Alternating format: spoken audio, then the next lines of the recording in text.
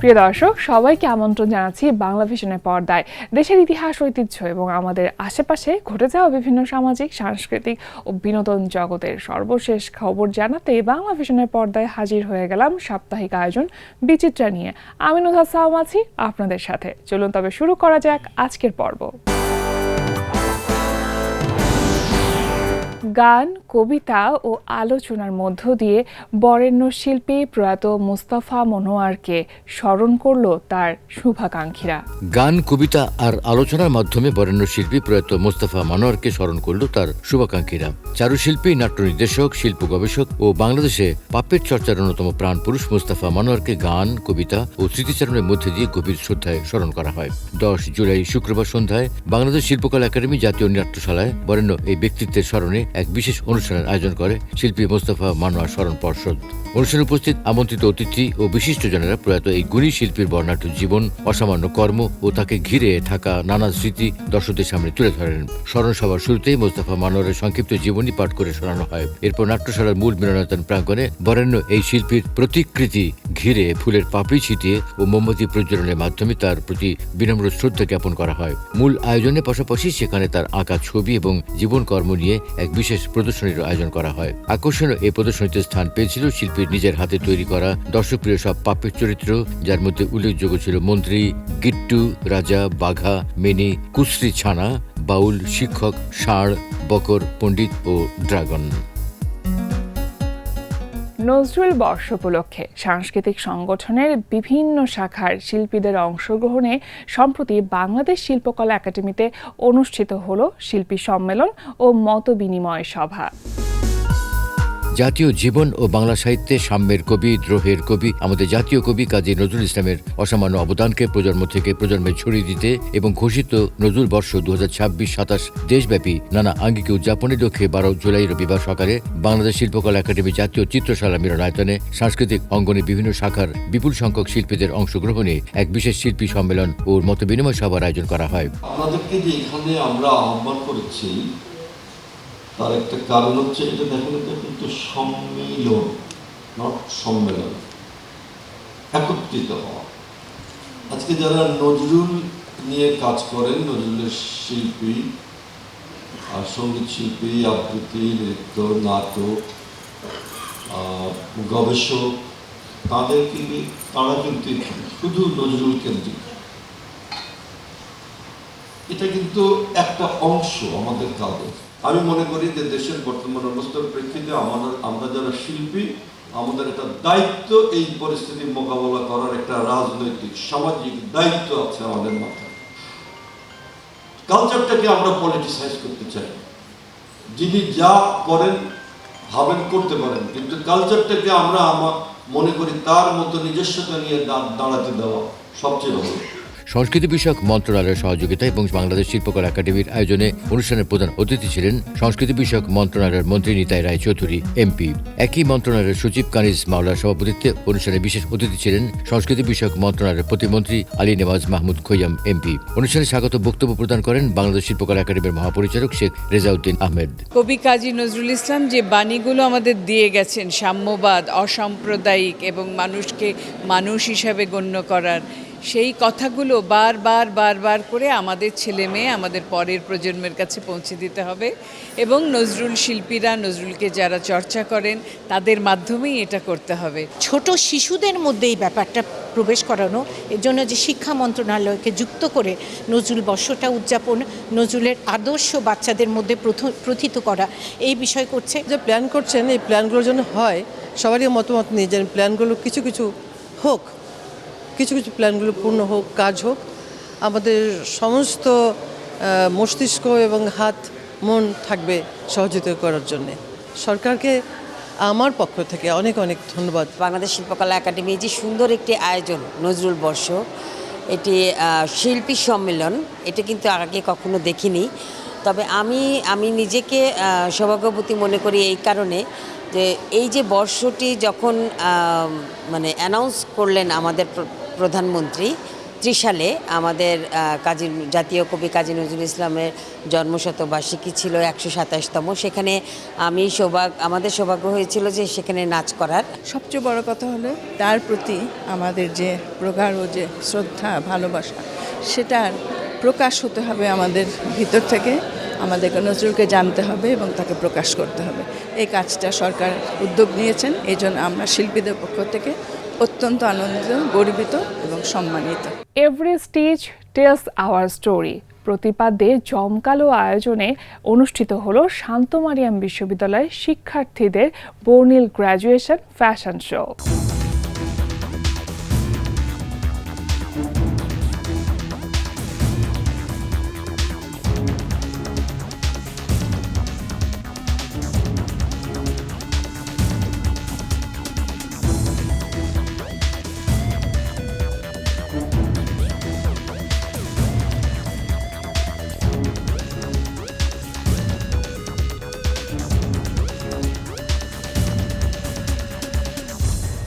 জুলাই শনিবার বিকেলে রাজধানীর উত্তরার BGMEA কমপ্লেক্স অডিটোরিয়ামে অনুষ্ঠিত হল Shanto Mariam university of creative টেকনোলজির ফ্যাশন ডিজাইন অ্যান্ড টেকনোলজি বিভাগের 44তম ব্যাচের নবীন ডিজাইনারদের গ্র্যাজুয়েশন ফ্যাশন শো।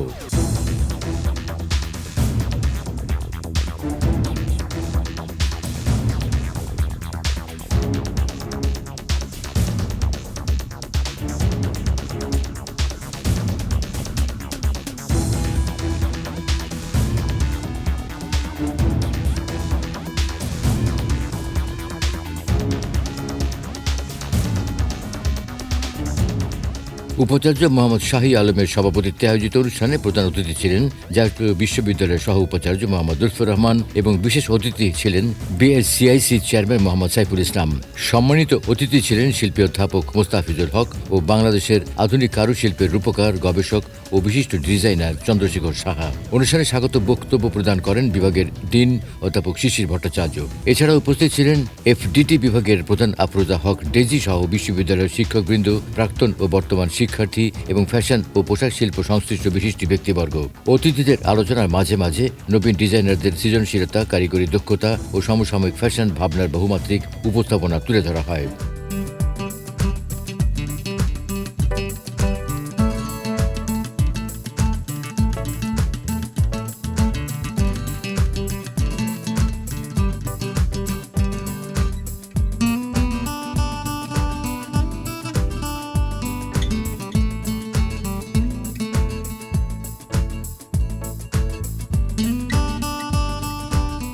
যেটা আমরা আমাদের শান্ত ম্যাম থেকে যা শিখেছি সেটারই এক্সিবিশন ছিল, আমাদের পায়রা কালেকশনের মাধ্যমে তুলে ধরা হয়েছে। আমাদের আজকে টোটাল 59 স্টুডেন্টস আমরা আমাদের ফাইনাল কালেকশন প্রেজেন্ট করেছি এই শোতে, আপনারা হয়তো দেখেছেন।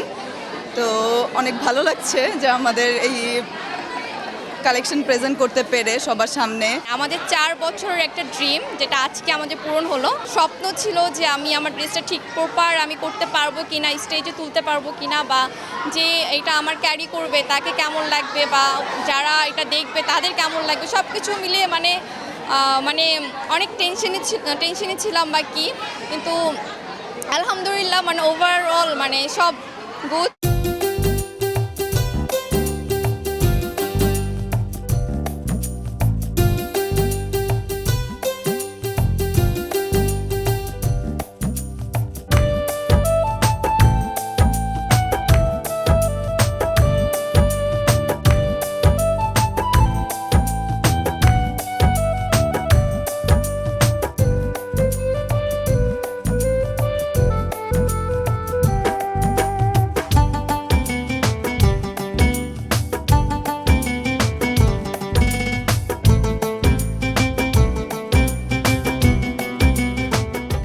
বাংলার বুনন শিল্পে এক অনন্য ঐতিহ্য শীতল পাটির একটি বিশেষ প্রদর্শনী সম্প্রতি শেষ হলো ধানমন্ডির শফিউদ্দিন শিল্পালয়ে। সম্প্রতি রাজধানীর ধানমন্ডির শফিউদ্দিন শিল্পালয়ে শেষ হলো বাংলাদেশের ঐতিহ্যবাহী শীতল পাটিকে ঘিরে 3 দিনব্যাপী একটি বিশেষ ফ্যাশন প্রদর্শনী। ফ্যাশন ডিজাইনার MD ফয়সালের 25 বছরের কাজের অভিজ্ঞতা এবং 2023 থেকে 2026 সাল পর্যন্ত 3 বছরের গবেষণার ভিত্তিতে এই আয়োজন করা হয়।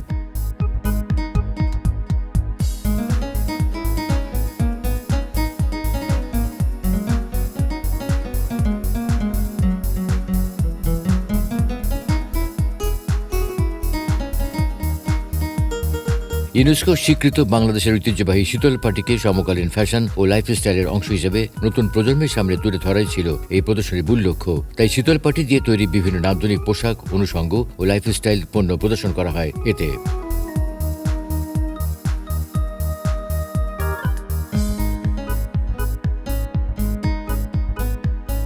ফ্যাশন ইন্ডাস্ট্রিতে কাজ করতে করতে আমার কাছে মনে হলো যে শীতল পাটি এমন একটা সাবজেক্ট, যে শীতল পাটিটাকে আমরা যদি প্রমোট করতে পারি, একটা সময় দেখা যাবে যে আমরা এটা অনেক উপরে নিয়ে যেতে পারবো।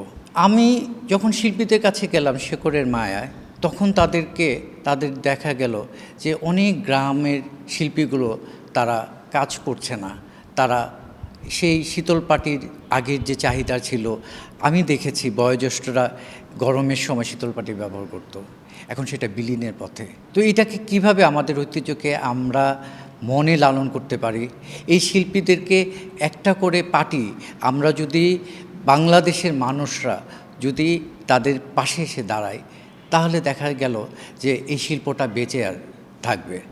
তো আমার কাছে মনে হয়েছে যে শীতল পাটি আমার প্রাণের একটা অংশ বলবো আমি, যে ঐতিহ্য এবং ইতিহাস এবং এটা জীবনের গল্প, এটাকে ধ্বংস করা যাবে না।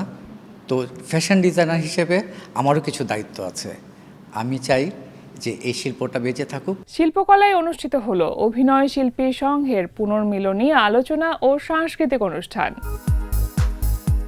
14 জুলাই মঙ্গলবার বিকেলে বাংলাদেশ শিল্পকলা একাডেমির প্রধান মিলনায়তনে এক আড়ম্বরপূর্ণ অনুষ্ঠানের মধ্যে দিয়ে অনুষ্ঠিত হল বার্ষিক সাধারণ সভা। এতে সংঘের উন্নয়নমূলক বিভিন্ন কার্যক্রম নিয়ে আলোচনার পাশাপাশি ইউনিভার্সাল মেডিকেল কলেজ হাসপাতাল ও অভিনয় শিল্পী সংঘের মধ্যে একটি দ্বিপাক্ষিক কর্পোরেট স্বাস্থ্য চুক্তি সম্পন্ন হয়েছে। যৌথভাবে চুক্তিতে স্বাক্ষরের সময় উপস্থিত ছিলেন ইউনিভার্সাল মেডিকেল কলেজ হাসপাতালের ব্যবস্থাপনা পরিচালক ডক্টর আশিস কুমার চক্রবর্তী এবং অভিনয় শিল্পী সংঘের সভাপতি আজাদ আবুল কালাম, সাধারণ সম্পাদক রাশেদ মামুন অপু ও আইন বিষয়ক সম্পাদক সুজনা সিকদার সহ আরও অনেকেই। সম্প্রতি শিল্পকলায় মঞ্চস্থ হলো নারীর প্রতি বঞ্চনা ও নির্যাতিত জীবনের গল্প নিয়ে একক অভিনয় ভিত্তিক থিয়েটার চারণিকের ব্যতিক্রমী প্রযোজনা ঈশ্বর তুমি কোথায়। মুক্ত হওয়ার স্বাদ নিতে আরফান মাঝি বাংলাদেশ এসেছে সপরিবারে, কিন্তু প্রথম দিনই বুঝতে পারে তার এই ধারণা ভুল ছিল। এ যেন অনেক বন্দিশালা, চতুর্দিকে কেবল কাটাতার আর কাটাতার। চাইলে যখন তখন বের হওয়ার সুযোগ নেই ক্যাম্পের বাইরে। 12 জুলাই রবিবার সন্ধ্যায় বাংলাদেশ শিল্পকলা একাডেমির স্টুডিও থিয়েটার হলে মঞ্চস্থ হল থিয়েটার চারণিকের পঞ্চম প্রযোজনা ঈশ্বর তুমি কোথায়। এটি একক অভিনয় ভিত্তিক এক ব্যতিক্রমী নাট্যপ্রয়াস। নাটকটি রচনা ও নির্দেশনা দিয়েছেন জুয়েল কবির আকাশ। আমরা নারীরা যে বঞ্চনার শিকার, নিপীড়নের শিকার, সেটা যুগে যুগেই হয়ে এসছে, এক এক সময় এক এক আঙ্গিকে সেটা হয়। তো আমাদেরকে এই জিনিসগুলো আসলে আমরা মেনে নিতে চাই না, কিন্তু আমাদেরকে এই সময় এসে সতর্ক থাকতে হবে। আমাদের নিজেদের নিরাপত্তার দায়িত্বটা আমাদের নিজেদেরকে বুঝে নিতে হবে, আমাদের নিজেদের অধিকারের জন্য নিজেদেরকে কথা বলতে হবে।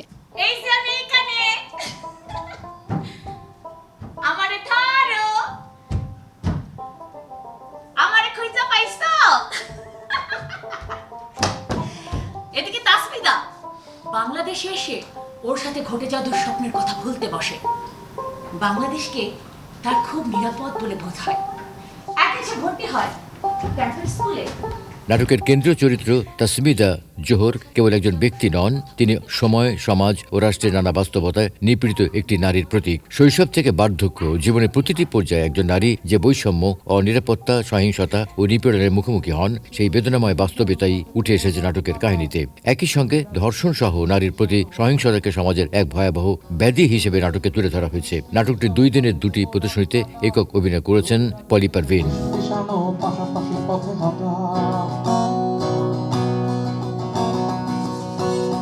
দূরত্ব সকল গিয়েছে ঘুচে, তুমি আর আমার মাঝে, চোখেতে এখন পড়ে না পড়ো, মনেতে সেতার বাজে। গ্যালারি কায়ায় চলছে শিল্পী চন্দ্র ভট্টাচার্যের ব্যতিক্রমী আইডিয়া নিয়ে একটি একক চিত্র প্রদর্শনী, যার নাম বিটুইন উইটনেস অ্যান্ড ইমাজিনেশন। বাস্তবতার নিরেট বয়ান আর তাকে ছাপিয়ে যাওয়া কল্পনার মিশেলে আয়োজিত উত্তরার গ্যালারি কায়ায় চলছে কলকাতার প্রখ্যাত শিল্পী চন্দ্র ভট্টাচার্যের একক শিল্পকর্ম প্রদর্শনী।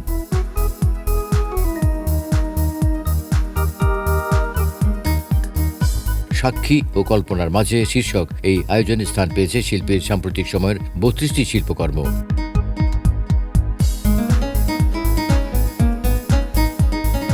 ঢাকায় এর আগে যৌথ প্রদর্শনীতে অংশ নিলেও এটি চন্দ্র ভট্টাচার্যের প্রথম একক প্রদর্শনী। তাদের প্রদর্শনী নিয়ে শিল্পী নিজের অনুভূতি ব্যক্ত করেছেন।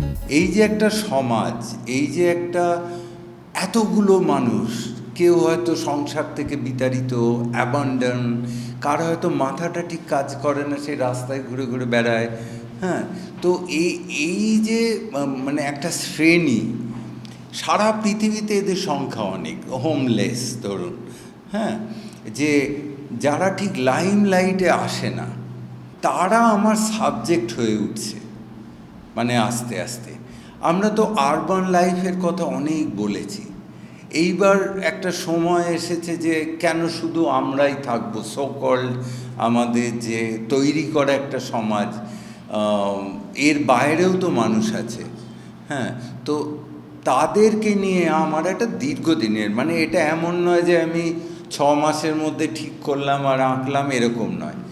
আমি পেন্টিংয়ের সাথে সাথে ফটোগ্রাফিও করি, তার জন্যে এই মানুষদের আমি অনেক বছর ধরে ফলো করছি। কখনো ড্রয়িং করেছি, কখনো যেখানে দাঁড়িয়ে ড্রয়িং করা সম্ভব নয় সেখানে আমি সেটার মানে ছবি তুলেছি। তারপরে এই টোটাল মানে এই যে একটা প্রজেক্ট হিসাবে আমি এইটা ঠিক করেছি যে আমি এদেরকে পোর্ট্রে করব, এমনভাবে করব যে যাদেরকে আমরা প্রায় দেখতেই পাই না, তাদের আমাদের থেকে বড় করে আঁকবো। শিল্পানুরাগীদের জন্য এই প্রদর্শনী প্রতিদিন বেলা 11:30 থেকে রাত 8টা পর্যন্ত উন্মুক্ত রয়েছে, চলবে 21 জুলাই পর্যন্ত।